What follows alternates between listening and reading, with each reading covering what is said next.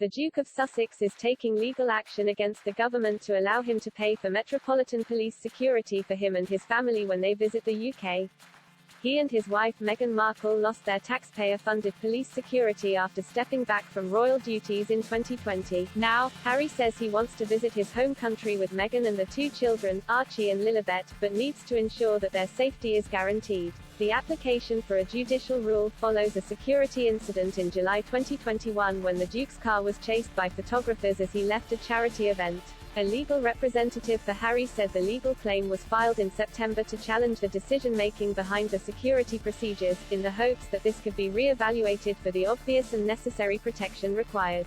The couple currently pay for private security in the US where they live, but Harry's legal representative claims that the team does not have adequate jurisdiction abroad or access to UK intelligence information necessary to protect the family. Many have suggested that Harry and Meghan pay a private security firm in the UK, like Princesses Beatrice and Eugenie, who also lost their taxpayer-funded protection. Harry's demands come just months. The Metropolitan Police, the UK's largest force, is faced a staffing crisis amid what was termed the pingdemic.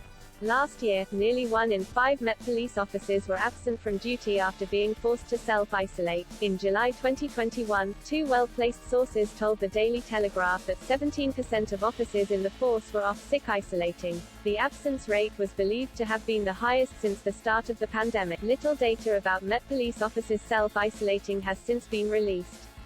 In December, amid the rising Omicron variant, the Met said it was continuing to provide a resilient and strong policing service to London, but the Fire Brigades Union (FBU) claimed that nearly a third of London's fire engines were out of action in the last week as a result of staff shortages.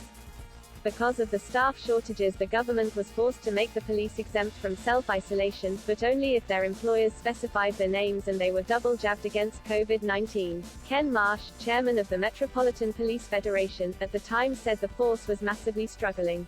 He told The Telegraph, "We are not performing the role properly. We were not offered the jab and now we have got almost 1 in 5 officers off sick or self-isolating. It is coming home to roost and the government is going to come unstuck." In December, London Mayor Sadiq Khan said staff absences in the emergency services were going up by a massive level after declaring a major incident.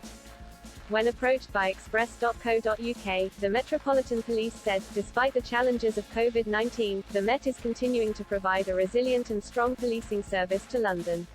"We are not providing specific details on sickness level." Meanwhile, Harry wants to personally fund police protection, not to impose on the taxpayer. A statement from his representatives said, Prince Harry inherited a security risk at birth, for life.